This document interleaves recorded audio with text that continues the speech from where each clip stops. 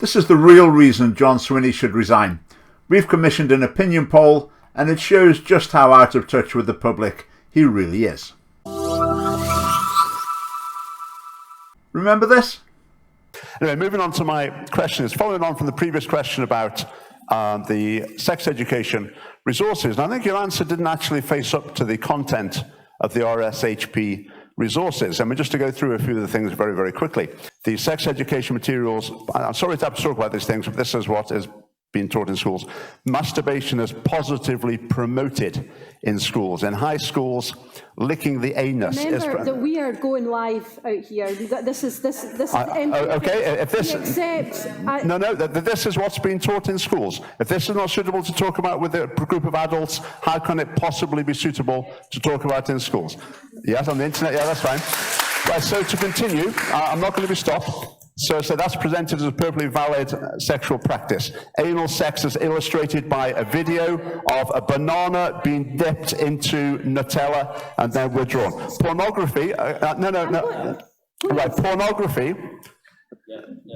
No, I'm going to say here, this is what's being taught in schools. Pornography is not just taught about, it is positively promoted in these materials. It is positively promoted as something beneficial and helpful. Different genres of pornography are also recommended to pupils. Such as, again, my question very soon. Please. I'm just referring to the resources. Mr. Swinney says he's watched them. I'm just pointing out what's in them. For example, it's recommended that pupils explore, for example, facial pornography, which involves ejaculation onto the face. I think it's disgusting. It talks about. Okay, what I'm talking about is what's being taught in schools. And if I'm about to get to a question, if I haven't been silent, I'm trying to speak up on behalf of innocents and youth in our schools that's been corrupted by these materials. I will not be silenced. My question to Mr. Swinney, these materials are not educational, they're corrupting of children. And my question is, having heard some of the detail of the content, I now invite you to re-endorse them, reaffirm your endorsement of them as you did earlier on. We're equipped to handle that. Now, as I said to the gentleman here, I understand there will be parental opinion that will not like this, and that should be the source of dialogue with schools to resolve that issue. And you asked me to express my commendation for the materials. I repeat my commendation for the materials here. I've explained that in public communication from the government's behalf. Now, when this was reported in newspapers, they thought that applause was for me. It actually wasn't. Someone said something against me, and they were actually clapping that. Now, in Scotland, you stand up and say something like that, and you're made to feel like a pariah. You're standing alone, you're the odd one out. Why is that? Partly a substantial part of the audience will be Scottish nationalists that will just think they don't care what the SNP does. If the SNP curriculum, science curriculum said, you boil kittens, live kittens or whatever, they think, oh, we mustn't criticise it because that might harm the cause of independence. Then you've got the probably even bigger group of progressives who are just so cocksure that everyone ought to think like them. Everyone does think like them because they watch the BBC and they think like them. So they just assume everyone agrees with them. So it's really frustrating that you're saying something that represents the views of a substantial part of the public, but you feel like you're the odd one out. Another reason for this is media failure. I mean, the media reported that exchange, a couple of newspapers, but none of them tried to pin John Swinney down on it. None of them put any pressure on him. So what you do in that situation? Well, one thing you do is you form a political party and you try and get people elected to represent these views. And that's exactly what we've done with the Scottish Family Party. But there's another thing we can do in the shorter term as well, and that is to commission an opinion poll to see what people really think. Not who shouts loudest, what the majority thinks. So we commissioned Comres to poll 1,000 people across Scotland about some of the aspects of the RSHP.scot resources, the government's official sex education resources that John Swinney was affirming in that video. So let's look at the results. We'll kick off with something I put to John Swinney in that exchange. That was a video for 15 to 17-year-olds that shows a banana dipping into Nutella and being withdrawn, which is used to illustrate anal sex. We're showing this image to people in different contexts, and the normal response is disbelief. People find it incredible that the government would actually be using an image like that in schools. So what did the public think? Well, let's start off with the percentage who thought it was very appropriate. So no reservations at all, spot on. So absolutely on John Swinney's wavelength. 4%. Okay, people who thought it was fairly appropriate, so, okay. Another 13%. So in total, 17% of Scots agree with John Swinney that this is an appropriate educational resource. On the other side, how many thought it was very inappropriate? 40%. Fairly inappropriate, 25%. So 65% of the population basically saying no, 17% saying yes. So the SNP says we go with the 17% and we impose those values on everyone's children. Because that's our job, we're the government. That seems to be the way they think. Right, moving on to another image. This is the sort of cartoon of someone having sex with a person with a Zimmer frame, used to illustrate mature pornography in a video for 15 to 17-year-olds. The video actually commends that pupils explore mature pornography. We didn't actually include that in the questionnaire because that was a bit harder to pin down. But it just said this image is used to illustrate mature pornography. John Swinney says he's seen all these images and he thinks it's appropriate. What percentage of the population agree with him? 16%. Right, the same video advises, the whole purpose of pornography is to arouse us, to get us sexually excited, and that's great because using your actual imagination is hard work.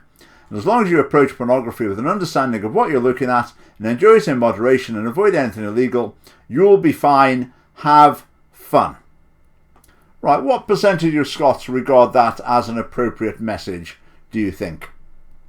30%. What percent regard it as inappropriate? 49%.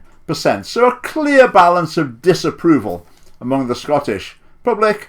And yet the SNP says, no, the majority can just, forget them. We're going to go with the 30% of the most liberal, progressive, I would suggest, immoral views in society on pornography. And that's what we're going to teach in school.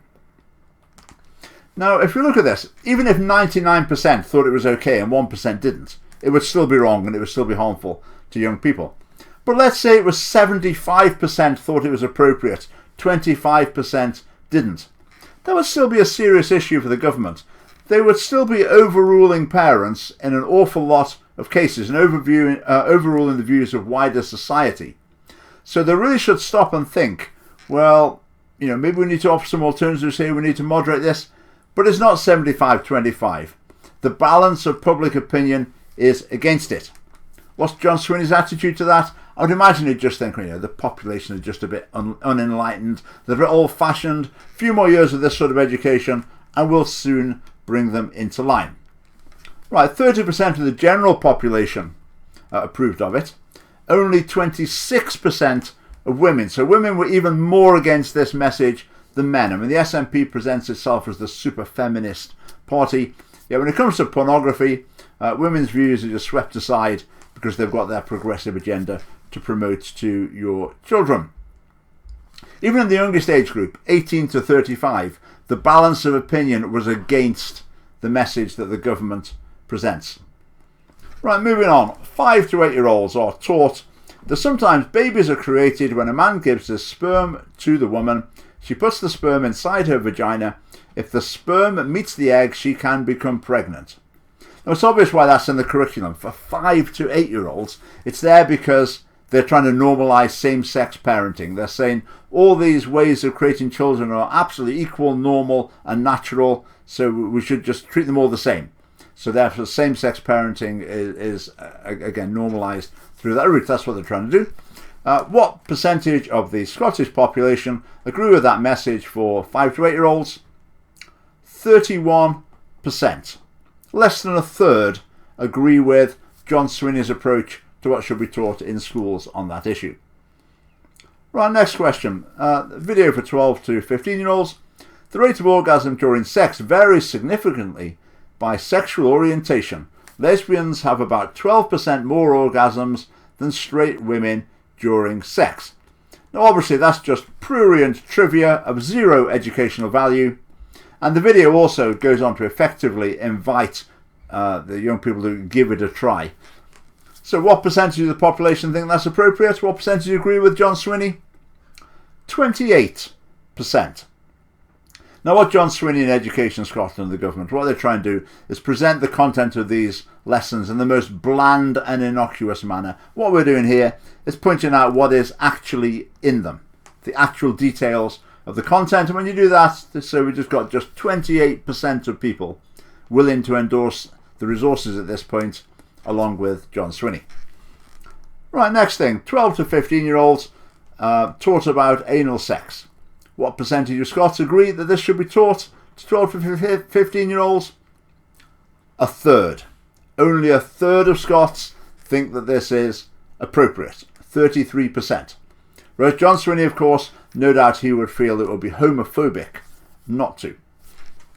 Right, 15 to 17-year-olds are taught about oral sex involving the anus, and it's described as using your mouth and tongue to stimulate a person's anus, known as analingus or rimming.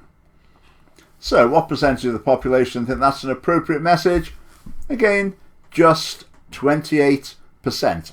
I would say, though, that does show the state that we're in. The fact that there are 28% of the population who regard that as acceptable teaching, to show that as an acceptable sexual practice to young people. I mean, I would prefer that it was like 0% thought that was appropriate. But anyway, that's the society we're in. That's where we are. But even in this current society, with its state of moral understanding of sexual matters, only 28% agree with John Swinney that this is appropriate. Now, of course, Colin, breaking down the barriers between childhood and sexuality, Morrison, and Nikki's satanic inverted crosses, Coyer, think this is a vital topic, and that's why they put it in when they wrote the resources. But John Swinney, he just ignores the public and goes with the extreme sexual radicals. Right, what's next? Video for 15 to 17-year-olds describing anal sex as the insertion of a penis or dildo into the rectum while showing the image below. What percentage of the population think that is appropriate? Just 23%. What percentage of young people does John Swinney want this to be taught to? 100%. Thereby hangs the problem. Now, remember when the vulgar drag performer Flowjob performed for Primary 1 schools earlier this year? John Swinney said it was a mistake, but only because of the performer's so-called adult sexual online content. He fully supported the idea of drag queens going into primary schools in order to help pupils understand more about LGBT issues. So John Swinney says that drag queens should go into primary schools to read stories, etc. What percentage of the population agree with him? 25%.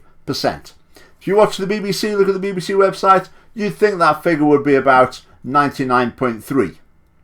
But it's 25% of the population agree with drag queens going into primary schools. So this cavalier disregard of the views of ordinary Scots, why is it? Well, it's partly arrogance. It's partly that John Swinney as well lives in a bubble. He just is surrounded by people who all think the same, say the same things, and he just gets swept along with it. I say I've not heard him say anything original in all this time as Secretary for Education.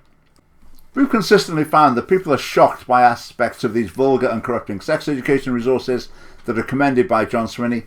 In fact, a lot of people find it hard to believe that what they're seeing is actually from the government's own resources. And what this poll confirms is that reaction from people is extremely widespread. It's only a small minority of people who actually approve of these sort of materials. These lessons don't inform and advise pupils, offering some sort of wisdom. They push young people towards a radically immoral, anything-goes attitude to sex. Now, John Swinney's survived a motion of no confidence in the Scottish Parliament, but this poll clearly shows that the people of Scotland have got no confidence in his judgment and values in this area. Instead of listening to them, he's persevered in pushing materials that will lead young people into sexual activity that will ultimately undermine their well-being. But John Swinney doesn't seem to care about that. As long as he's getting a pat on the head from the hyper-progressive Scottish educational establishment, he's happy. Part of his line when he replied to me in that exchange at the beginning, he said, "We live in a changed world. We need to prepare young people for it." Well, we're all for that. But you don't prepare young people for anything by presenting a degraded, trivialised and vulgar view of sex that doesn't prepare young people for anything positive, least of all stable, respectful, committed relationships and family life in the future. Parents should be able to send their children to school without fearing what they will be exposed to under the pretext of relationships, sexual health and parenthood education. So should John Swinney resign? Definitely. Would it improve matters? Would the SNP put someone better in? Well, no. Now you may think, oh, there might be one person or two people, whatever, in the SNP, they'd have better values. What happens in these big parties? If you get someone with better values, stronger moral values, shall we say, what do they do with them? They put them somewhere where they're not going to matter. They put them in where these values are not going to matter. They put them in finance or constitution or whatever. They certainly wouldn't let them anywhere near education. Education in Scotland as well, they're pushing this stuff. They're just as bad. The whole government basically is responsible. But so is the whole parliament, because none of them will oppose it. These issues have been raised time and time again by ourselves. The other parties are aware of them, but they're just not interested. I mean, this is just one issue out of many. If you talk about John Swinney resigning, I mean, where do we start? So there's the sex education issue, there's the LGBT indoctrination issue, there's the left-wing liberal progressive indoctrination issue that's extremely serious in Scottish schools. There's the way that the approach of the government is completely undermining discipline and undermining the authority of teachers. There's the way that academic standards are being diluted at every possible opportunity. And you see Scotland going down every league table that they haven't already pulled out of. And they're also heading towards turning schools into some mini therapy centres that undermines the character development of young people. That's quite a lot of problems. So where do we start? So one of the things we want to do as the Scottish Family Party is to get MSPs into the Scottish Parliament representing the views of a massive portion of the Scottish population on this sex education issue, but on these other issues as well. And the best way you can support us in that is by joining the Scottish Family Party right now via the link below from just £4 a month. Now the next video I'm making is called Humza Yousaf's Favourite Hate Preacher. So if you don't want to miss that, do subscribe to our channel as well. Thanks for watching.